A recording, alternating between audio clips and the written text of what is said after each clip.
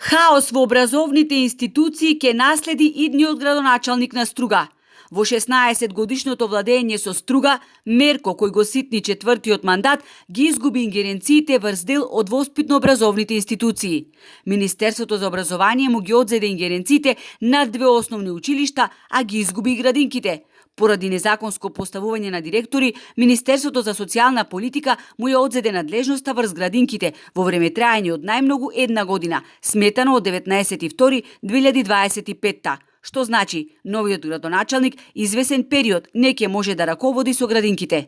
Таму се уште не е решен статусот на 18 негователки, воспитувачки хигиеничарки кои се ангажирани со договор на дело. Некои од нив скоро 2 децени до неодамна работеа за мизерна плата од 10.000 денари. Во врска со поднесените барања во Министерството за финансии за обезбедување финансиски средства за вработување на 5 лица на неопределено време на работно место неговател, за истите е добиено известување за обезбедени средства во буџетот за 2025 година и истото е доставено до градинката на нивно на тамошно постапување. Во врска со барањето за обезбедување финансиски средства за вработување на едно лице на неопределено време на работно место воспитувач, се уште не е добиен одговор од Министерството за финансии. Новоименуваната директорка, поставена од ресорното министерство, вели дека сега земаат минимална плата, односно 22.500 денари, пари кои ги обезбедува самата градинка. Колку имат буџет, што кажеме во градинка, толку се плаќат.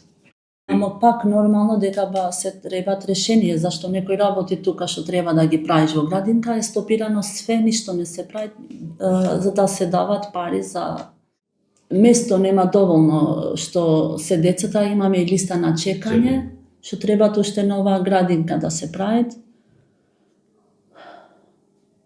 Имат и други работи што не се во ред тука, ама ќе се трудиме да се средат и овие натаму.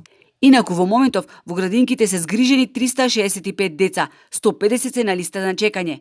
Директорката е оптимист дека ќе добијат нов дополнителен објект и вработување на сите кои сега работат со договор на дело.